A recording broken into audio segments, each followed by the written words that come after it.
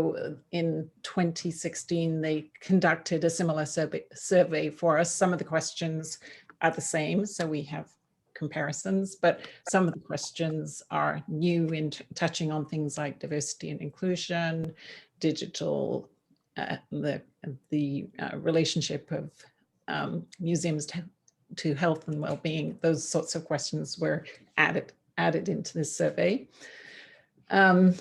And we're very much sort of big believers at the OMN of evidence-based decision-making. And I think most of the people at the table here feel similarly. And that's partly why we invited you, because we thought the data might be as exciting for you as it is for us. To say, I'm just, rather than have everyone introduce themselves, I think it would take too long. So we do have, I think that there were over 30 people signed up. 18 of the people attending are staff of the OMN museums, and in a couple of places they're senior staff. The board of directors, in fact, saw a similar presentation about 3 weeks back at the board meeting.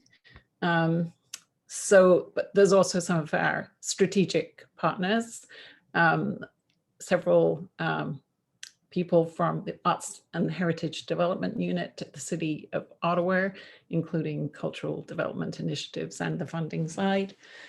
I think there's also a representative from the Ottawa Community Foundation, one of the juries. Our colleague organization is represented, Heritage Connection, who we live next door to. And also members of the Ottawa Cultural Research Group, the past co-chairs, and I think the current co-chairs were invited, but several representatives, and that's all part of the evidence-based end of things. There's a lot of cultural data looked at by that group. And some museums that we have had close connections with that we thought would be interested in participating also. So I want to thank Richard Jenkins for agreeing to do this additional presentation, and so that we could share this information with you. We are going to be sending out the deck after, so don't feel you have to, write things down. You'll get the deck. Because there's quite a bit to cover, we're going to ask people, if at all possible, to save their questions till later, or you could put them in the chat so that they're ready to go once the presentation is done. And then the next thing to mention is we're going to record it, so we'll send out links. If you want to share it with your colleagues, you're more than welcome to do so. And at some point in the next few months, we're building some knowledge hubs, and we've redeveloped our website. So we'll be adding an even more comprehensive set of slides than you're going to see today in this presentation. So you'll have access to that at a later point. So with no further ado, I guess I will ask Tracy Donaldson if she'd like to say a few words, but after that, we'll let Richard Jenkins get to the business. Tracy Donaldson's the chair of the OMN, in case anyone wasn't aware. Hello, everybody. Thank you so much for joining us. No, I just want to echo Diana's statements just earlier that we're really excited about this project. I think the outcomes in some cases may be surprising, maybe not, but they were to me. So I'm really happy that you're all able to join us on this. And I think it's going to be some great information that'll help drive maybe some of our future projects. So yeah, I'm really excited that the OMN was able to share this with you guys, and hopefully we'll be able to continue to provide these kinds of services or information for our colleagues as well. So, and I do want to thank Diana for organizing this and putting this all together, as well as Alex. Thank you so much. Yeah, and I realized that one organization I should have mentioned is that I believe Marie Lalonde may be joining, but I'm not sure she did sign up. And also we have Michael Rickley Lancaster, who's a board member of the OMA. So we're really pleased about that. So thank you so much for your patience, Richard, working with us throughout the process. You've been very generous, and also for giving this second presentation. So I'll let you take it away, and we'll go from there. Okay, I'll just figure out sharing my screen here.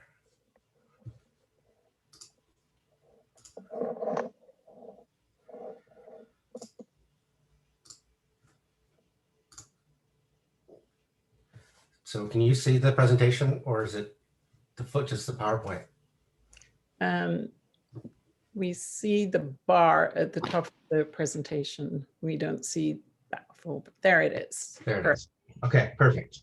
Well, I am definitely pleased to be here and happy to have done this work with the Ottawa Museum Network this winter. It's such an interesting time to be doing a survey about museums as we're sort of caught up in what is hopefully the end of the pandemic and really some uncertain times about how that's going to change in the future. And so this was an interesting time to do the survey. And we did what is a fairly standard approach, an online survey of about 1,000 people who live in either Ottawa or Gatineau. It's sort of weighted to be representative of the population of the region. So sort of standard thing. And it comparable to the survey that we did in 2016, the same lines. There's a ton of slides here, and I'm going to skip a few here and there, but I think it's useful for you to have them so that you can, when you do have the deck shared, you can have it go through some of the more detailed information that supports what I'm going to say today. I probably don't need to tell anyone in the room, in everyone else's rooms there, that the pandemic has had a huge impact, and we certainly see that in the results here, although awareness didn't really drop. So it wasn't like the pandemic has caused people to not know that the museum network is out there. And certainly there's an appetite for people to get back to the museums, and I think that's a positive sign. And the two things that I think, or one of the things I think is really interesting is the fact that virtual programming wasn't a huge part of the pandemic experience, but it was one that I think that and sort of digital museum offerings certainly seem to be some appetite for the future, and it's something that I think the Ottawa museums are going to have to think about how they incorporate that in the future. I'm going to talk about all these things. So maybe I'll start with what we really started with ourselves, which was trying to get to imagine the post-pandemic world. What would they do with 3 hours on a Saturday afternoon? And especially given the way, the pandemic's impact, it's not surprising that the family and friends is the big thing. But visiting a museum is basically at 3%, unprompted. This is purely open. They could have written in anything. So there's a group of people who that's the thing that they're probably missing the most out of it. And that's not a sizable group of people, right? 3% of the Ottawa region. We also asked on a more prompted way what people think or what people are interested in doing in their free time. And going to museums figured sort of in the upper middle of the pack of things. Obviously, we didn't test everything that was possible, but nature hikes and going out to eat at a restaurant, those kinds of things are the things most people are interested in. But going to a museum, it's in a sort of middle category there of, being on par with attending concerts or browsing the mall or going to a live sporting event. They all sort of fit within the same sphere of activities. And in fact, interest was a little bit up, but not much up from back in 2016 when we did this the last time. And as you'd expect, there are differences demographically in who's interested, and these charts are a little bit busy. I think what I want to point out here is that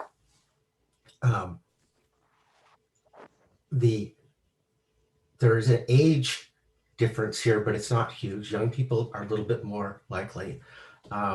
Ottawa people are a little bit more likely to be interested. But not, and university education is really the biggest socioeconomic driver of being interested in going to museums in your free time. I can talk about this later. Okay, so in total, half of the population would be interested in visiting a museum in their free time. And I'm losing my lights.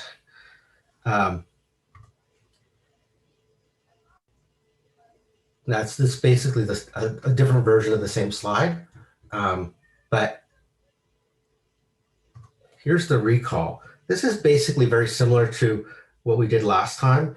We basically asked people to tell us and list for us as many of them in the Ottawa region, Ottawa-Gatineau region that they could think of.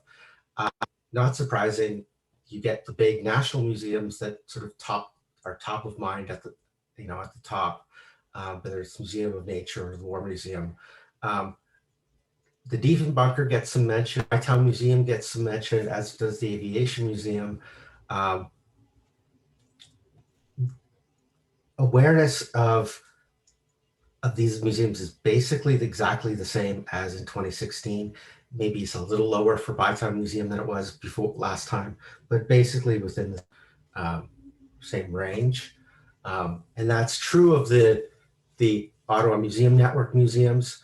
You can see here that the highest level of awareness this time prompted. So we basically reminded people that these museums out there.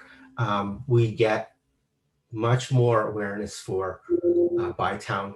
55% actually sort of say they know about it. Much less for things like the Goulburn, the Osgood Township Museum, the Fairfields, no doubt reflecting where they are in the communities as well.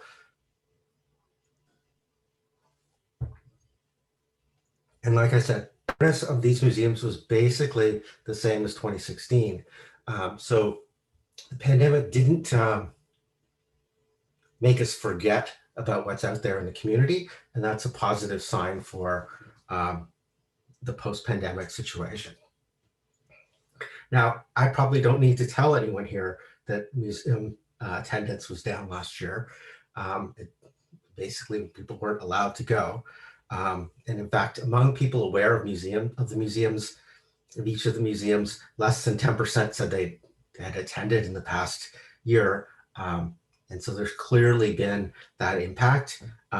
If you look at the last 5 years, the top museums continued, Bytown, Museo Park Vanier, Watson's Mill, as the ones that people have most likely been to 5 years. But of course, this was a kind of unique time to be doing a survey about attendance. That said, 2/3 of residents say they enjoy going to museums. And that's an important figure because it really does indicate that as much of the challenge is not in convincing people that museums are a fun thing to do. It's actually just figuring out a way to motivate that actual visit. And we can think of the population of Gatineau as sort of fitting into some say based on how much they're likely to go to a museum. And this serves as sort of a roadmap, so to speak, for thinking about the rest of the results. But we've got about 16% of the population really thinks of themselves as a big fan. They say they go frequently. Then we've got the occasional visit. They enjoy them, but they kind of need something to motivate that each time, whether it's a special exhibit or something else. And then There's people who enjoy it at 27%, which is a little bit higher. But there's only 4%. If you look at the far right, there's only 4% who say they don't enjoy museums and never go. And 19% themselves to be dragged there by someone they know. So there's quite a bit of sort of interest, and that gets reflected a little bit in demographic, the demographic basis of those groups. So basically these groups on the screen are the ones that are more likely to be in each of these categories. And so the big fans tend to have a little bit higher income. They tend to be university educated, often born outside of Canada more than in other groups. Spend more time, more likely to participate in virtual programming, and more impacted by all sorts of things that the museum is going to do or could do. Occasional visitors tend to be a little bit younger, a little bit less income, tend to be a little bit more likely to use public transportation occasionally, partly, I guess, reflecting their lower income. We find more people who identify as being part of a racialized group in this category. And they're moderately impacted by programming, because programming is the thing that gets them sort of through the door. This just basically repeats what I've just said in that thing, but this gives you this specific detail that shows you, for example, that university educated, 20% of them are big fans, compared with, say, only 10% for those with high school or less education. So when you get the full deck, you can sort of dig deeper into this, but that's kind of how that reads. And this is a question that we borrowed from the City of Ottawa survey that was done, which wasn't a population survey as ours was. So we thought this would be a useful indicator of in the public and for something for people to think about, sort of justify the investments and other things in our cultural life here in Ottawa. Basically say that cultural venues are important for being. 20% say it's very important, balanced off by 1 in 4 or so who say it's not at all important. And when we explore that a little bit, what we find is that there's not a huge demographic difference here. This idea that cultural venues matter to our health and well-being is quite robustly, maybe a little less among the oldest cohorts, and maybe a little bit more among university educated, but overall it's fairly robustly understood, and there's not a lot of groups that really reject this. And so we then asked them afterwards to say, well, why do you have this view? What is it about cultural venues that you think leads to either better health and well-being or not matter? And so for those people who think it's important for health and well-being, we get a real focus top of the list on things about that learning is something that's important, and learning about history and culture is important. But as you move down, you can see that it's something to do, gets me out of the house, improves my quality of life and my mental health, keeps my mind active, and it's a way to socialize. That the museum experience, or cultural venues more generally, are a way to engage with our social community. For those that think that cultural venues are not important, it's a couple things. It's some stuff around lacking of interest, which also gets reflected in the sort of view of that I'd rather do something else, or too busy, don't have time. Expense is clearly there. There's no question that that's a motivator. It's a motivator for going to museums. There's a sort of an income divide. But I think the main takeaway is that people sort of get it. This is the kind of things from the on the left side, the things that we would normally conceptually think of as reasons why the cultural venues would matter. At the moment, it's clear, we asked this survey back in February, so third wave hadn't hit yet, but there's clear that people expect mostly to be coming back to the museum within about 6 months. So that's sort of the broad timeline for returning. You can sort of see that there's 5% who think as soon as I can, I'm going. We're already getting to when a vaccine is widely available. So, and there are no more COVID cases, is a little less clear when that's going to happen. But you can sort of see that within 6 months, people think that they'll be back to attending. And almost no one says, I won't attend now because of, of what's happened. And it tends to be younger people who are the most likely to return sooner. And so it's a little bit more of the older generations that are a little bit more reluctant and much more likely, for example, to say the vaccine needs to be basically widely out there and available.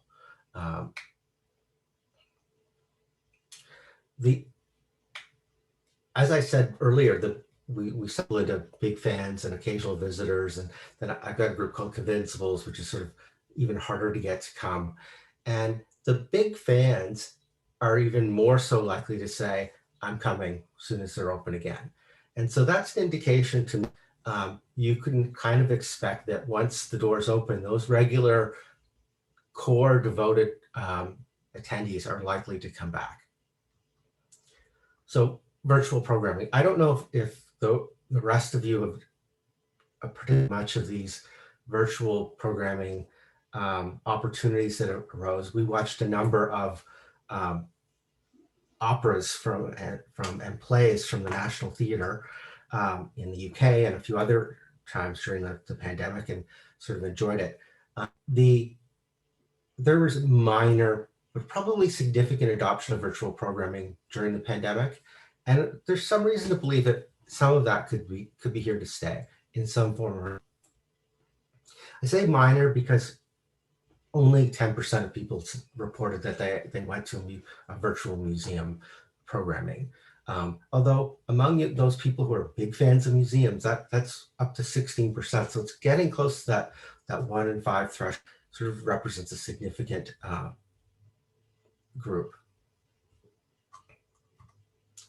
And you can sort of see that demographically, it's not a huge difference. So it wasn't like programming only appealed to young people or only appealed to old people. It sort of is across the board of interest to most people. But as you can see, the big fans, well, it's 26% overall, plus 16 from the 10. So it's a really meaningful number. 35% say when they're lifted, they would attend. So this is of everybody. Only 6% are very likely. And I've looked at enough survey data to know that in this case, you're probably, the 6% is the thing that's going to happen. The 30% might or might not. So it's sort of like a probability thing. So 6% to likely do it in the future versus 10% who've done it in the past is a little bit of a drop off, but it certainly suggests that there's enough appetite out there for this type of programming, even when we can start going back in person.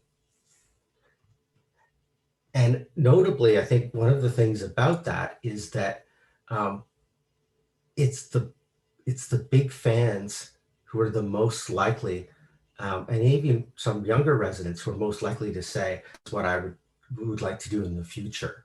And so one thing about virtual programming is that it's not necessary, it has an opportunity a little bit to expand the audience for the museums, but it also is a way to deepen the relationship potentially if you can supplement sort of in person with virtual, because it's the big fans who both are eager to come back and who are also more likely to say that they do virtual events in the future.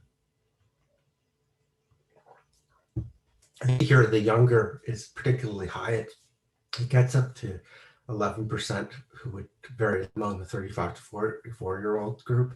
So that's the sort of a core potential.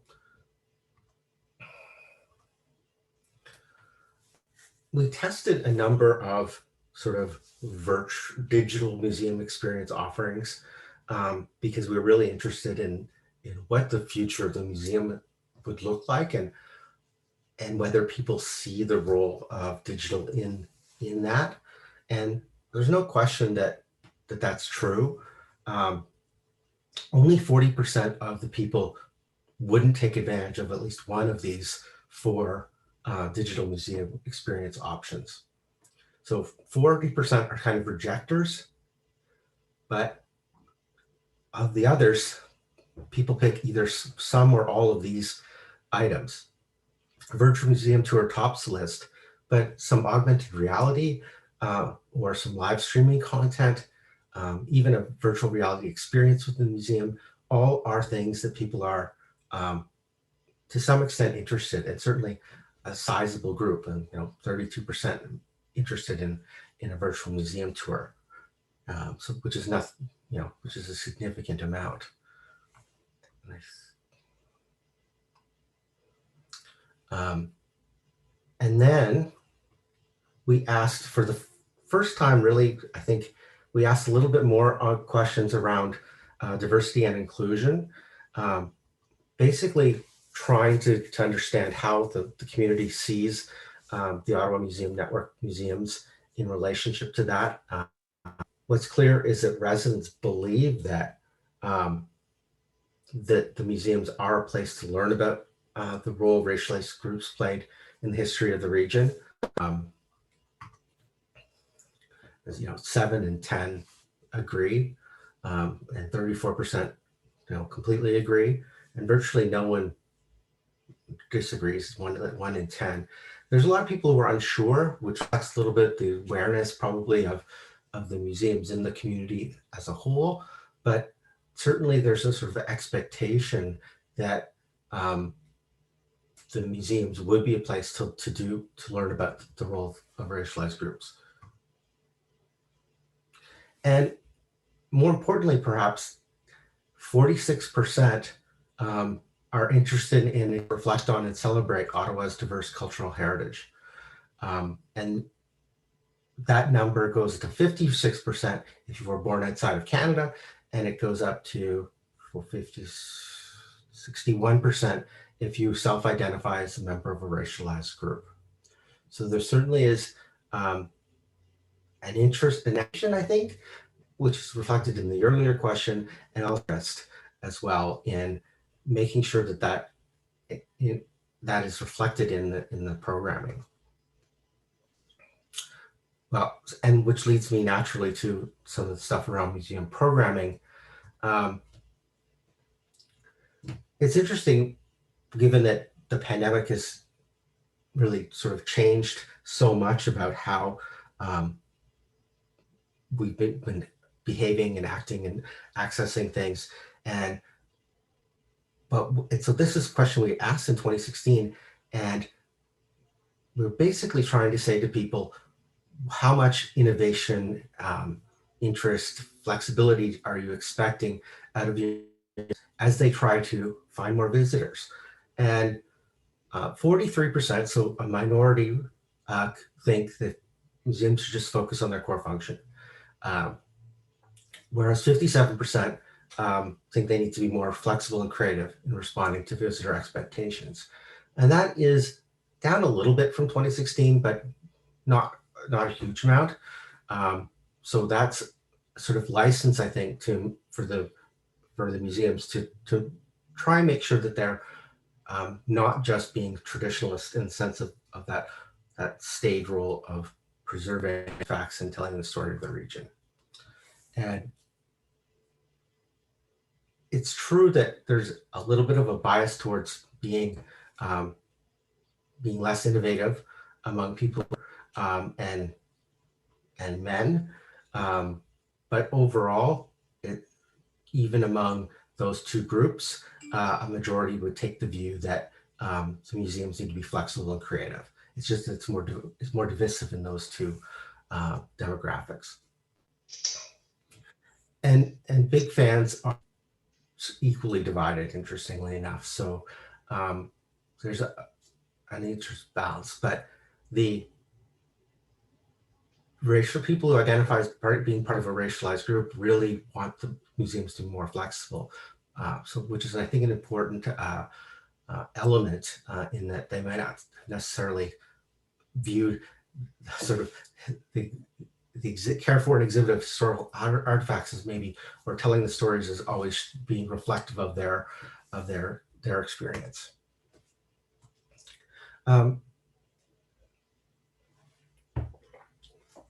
As we found, the main programming thing that most people are interested in doing is roaming free. But there is interest in special events and interactive exhibits. And this is basically the data that shows that. Very interested, 43% in free range visits. So that's sort of what you would expect.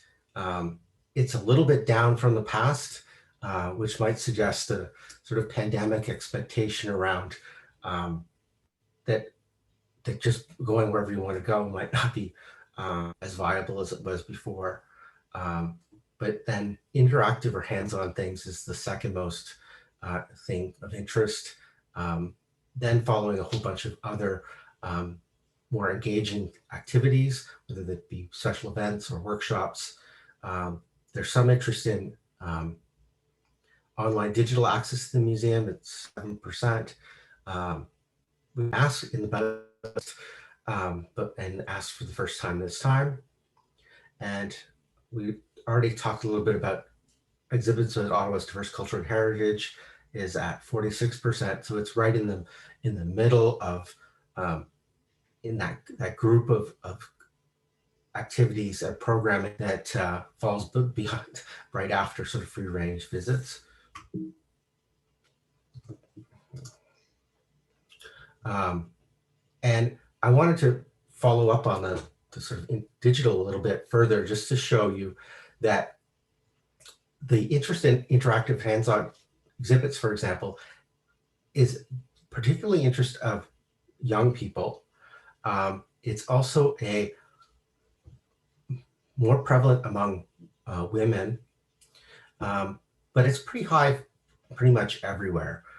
So that's becoming, that notion of interactive hands-on is pretty important for everybody, and not just for parents, or not just for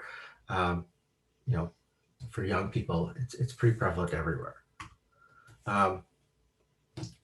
Particularly though big fans. So I think it's a reflection of what people expected out of a museum now, that the people who say they're the biggest fans of museums are the ones who are the most likely to say that they're very interested in interactive and hands-on exhibits. It's like 44%. It's not quite double what the occasional visitors think in terms of being very interested about this.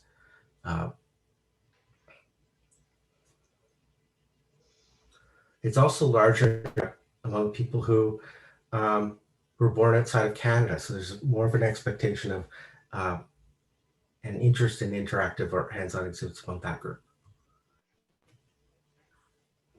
The interest in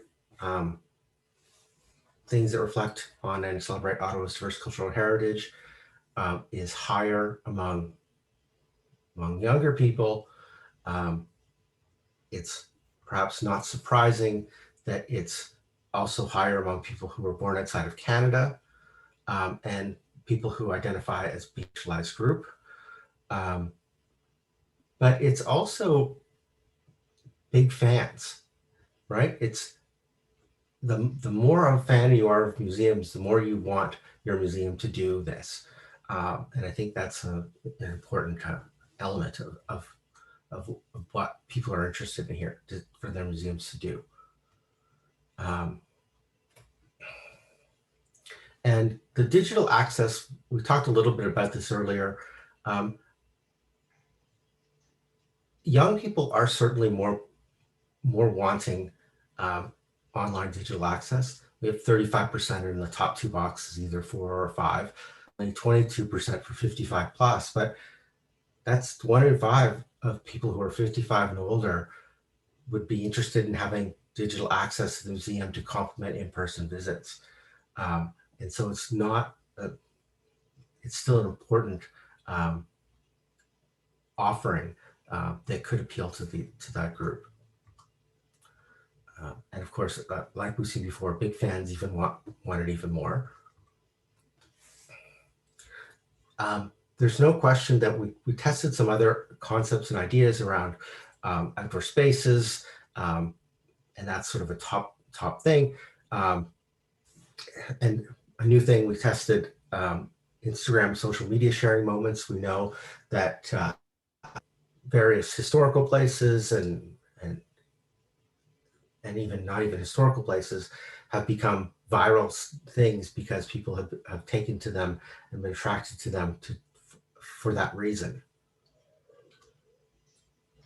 And as you see here, the outdoor heritage garden with places to sit and enjoy is the thing that's most likely to make it. But a tasting, pairing event, or a place to picnic are almost on par, just a little bit less as a motivator.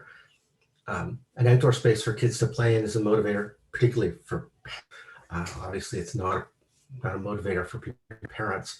And the 19% that, or 20% that it turns out to be that are much or some more likely to visit if there's a place for an Instagram or other social media sharing moment isn't off the charts, but of course it goes up among the younger demographics.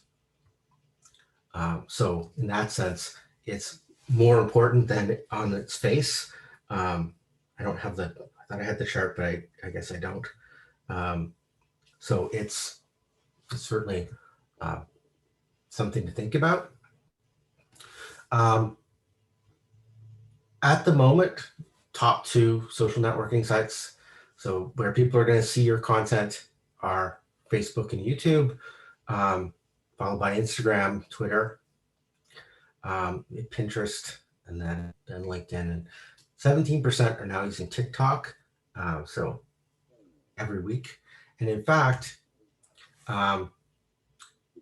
Facebook is the #1 place now people say that they're most likely to hear about an event being held at a community museum. Radio and TV are next. In a daily newspaper, only 13% are likely to hear about an event at a museum in the newspaper, reflecting, I think, more than anything, the circulation. Community newspapers down low, Twitter's pretty low. It really is Facebook. In fact, Facebook is 5 times more likely to be seen than something on Twitter. Even though Facebook's the thing, if you were looking for ideas, things that people are certain or likely to do, or search the internet or Google the best things to do in Ottawa, which, effectively the same concept. And then family members for advice, community things, TripAdvisor, and ask people on Facebook or Twitter. Interestingly enough, all of those bottom things actually became less important now compared to 2016.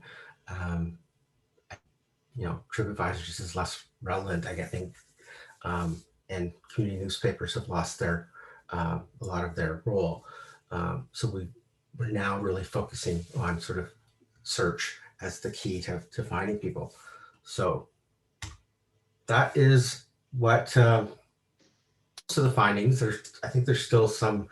The bigger deck has even got a little bit more, but this is the main things of interest, I think, in the survey. that we did. And thank you for being patient and while I talked for way too long. And I'm going to try and figure out how to get it out of this.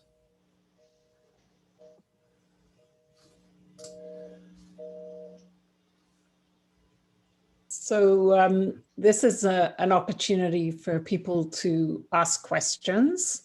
And I don't know if you've had any questions in the chat, Alex. Not yet. Okay. So it's question and answer time is open season then. I have a question. Can I ask it? Yes. Hi. I was it was very interesting. Thank you very much. I noticed that when the region are listed, the East region is not listed like the Orleans one. So, but there was many like region with numbers, but then no title of region and numbers. So would that be the East region?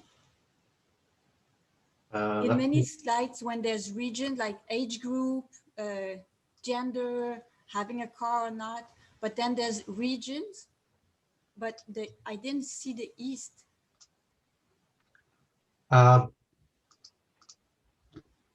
So I could maybe say one thing, and that is that the first study that was done was in 2007, and it was the Antima study. And the two Abacus studies that followed correlated to the same regions that were identified at that time. But Richard maybe could answer a bit more specifically. Trying to make sure that I don't say something that's wrong. So yes, the answer is yes. It's the Orleans side.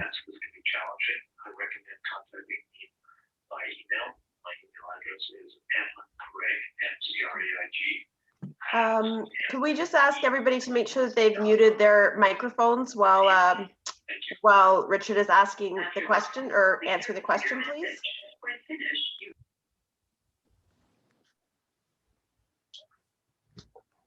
So yes, it's where it's not labeled is the East. So Orleans area.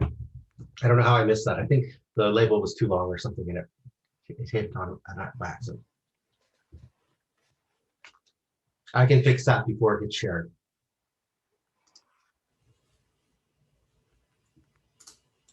Thank you.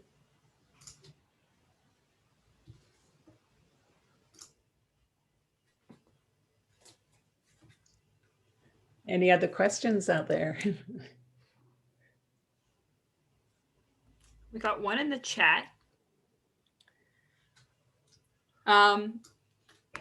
So from Sharon, I'm interested in the questions on the importance of museums for health and well-being. Has the importance for mental health increased since 2016? So we're not sure because we didn't ask that question in 2016. It was first asked this year, and it was basically asked in a survey that had been done by the city of Ottawa, among some of its stakeholder groups. So we don't have anything to compare it to right now. And I've got another one here. So what survey methods were used, and how was a representation of Ottawa's diverse communities reflected in the survey group? So our approach to the surveys is that we online panels. So these are panels of Canadians, in this case, people in the region, who have agreed to do surveys online. Those we then weight that data to age, gender, region, and education. And then what we usually do is, as we're doing the data collection, we check various other indicators to make sure that we haven't got a sample distribution, no sense on some other indicator like income or racialized group or others. So there is a significant number of people who self-identify as being part of a racialized group. We don't have the specific category, but and a significant number of people who were born outside of the country, which reflects broadly speaking, what we would expect if we use data for the region.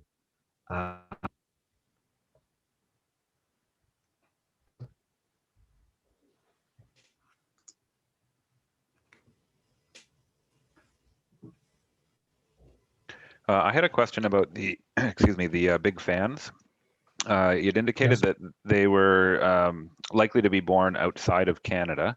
And I just wanted to get a sense of if you've got any information about how long they've been in Canada for. Because we usually think of newly arrived citizens as not necessarily having the resources to attend museums. So I was a little bit surprised by that. And I was just wondering if you're able to expand on that at all. So I'd have to check. My recall of that is not perfect, but I think we asked how long you've been in the country if you're a recent. So basically it would allow us to distinguish those people who come recently versus those who hadn't. I have to check the questionnaire for sure. No, we didn't follow up. So we don't have a way to distinguish. My experience is that it's somewhere around, when I've asked this question in the past, it's somewhere around 1 in 5 who may, are, what would I consider a recent immigrant, someone in the, like, say, last 5 years. And then it goes up in sort of broader categories after that. So it reflects a very, and people, most of their lives, to people who have only been here for a few years. You know, the difference, so 22% of those people who were born outside of Canada are big fans of museums. So like quite significantly more likely to be a big fan. Great, thank you.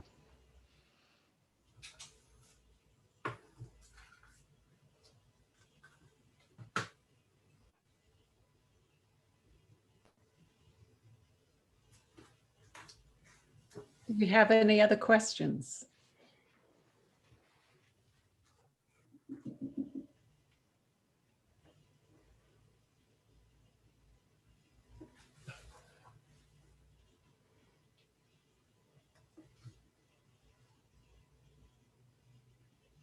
Well, if anyone has questions later, they can always reach out to Diana or Alex or me directly, really. But if you go through, they might be able to answer it. And if not, they can always reach out.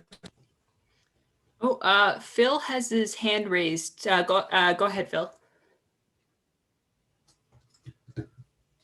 Just have to unmute yourself.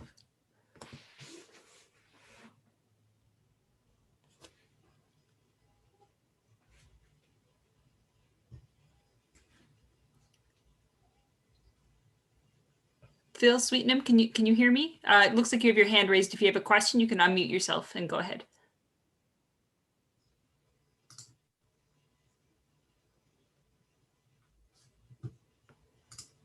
Nope, maybe not. All right.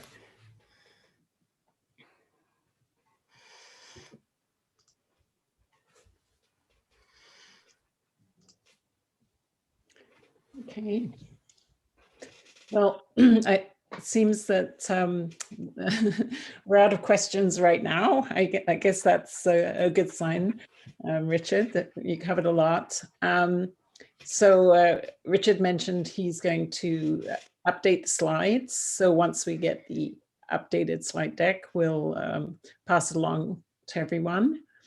And at some point down the road, that we have a slide deck is over 100 slides. So there's even more details that we will put up on our website in the next couple of months. We're sort of building some new knowledge hub sections of our website. And so that information will be added. We do have one last question in the chat. I was surprised that more people hadn't participated in virtual programming during the pandemic. Do you think that this will change once we have gotten over Zoom fatigue?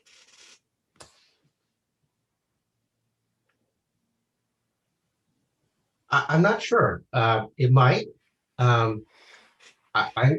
We do a lot of research, obviously, and talk to a lot of people, and we've been doing interviews with some stakeholders, and even with all of the Zoom fatigue, we have about a third of the people we just love the fact that Zoom gives them something they couldn't get any other way, that they don't have to worry about picking up from school, they don't have to worry about missing an event because they had to fly to some other place to attend a meeting. And then you have a third who are like, I gotta get back to doing everything in person, and there's no way I want to do this like this ever again. And then there's that rest, the mushroom, who sort of see some of the benefits of the virtual thing, but really kind of want the in-person too. So I thought the 10% might be higher. We didn't ask about all sort of cultural stuff, and so I think 10% is probably a pretty good number. If you added all the things that a person could do culturally, maybe that number would have been higher. So. Great. And another question, related question, do you have a sense if those attending or a portion of those attending virtual programming are doing so for accessibility purposes? I don't know. There's nothing in the survey that would particularly allow me to say that, though that is, following up on what I said before, that is at least part of why some people want to stay virtual because they are more accessible that way. But I don't have anything concrete to offer in terms of the survey. One small comment I could make is we ran a series of webinars for over 8 weeks, and we had good participation, and that was one of the comments in the survey that was done after the webinars, that people really liked being able to do this online, that they wouldn't have had the time to like drive across town and participate in the webinar. So anyway, it's a small survey. It's not from this survey, but that's the feedback we got loud and clear.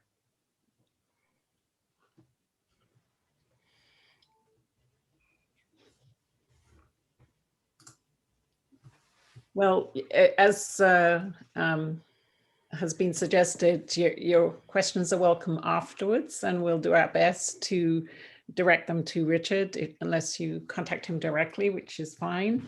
And I just want to thank everybody so much. I think pretty much everyone we invited came. So, and we did want the people to have the opportunity to ask questions. So we sort of kept the number at a reasonable number of people, but we really appreciate everybody's participation, and we hope that the information you received, will provide some interesting insights and help you think about, the programming and the ways you want to reach your museum audiences or other cultural audiences.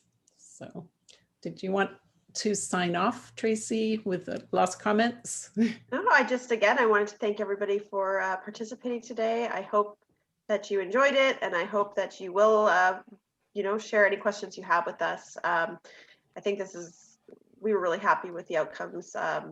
We got some really good information from this survey, and again, just really excited to share it with our colleagues. So thank you all very much for attending, and hopefully you will all enjoy a very wonderfully beautiful long weekend.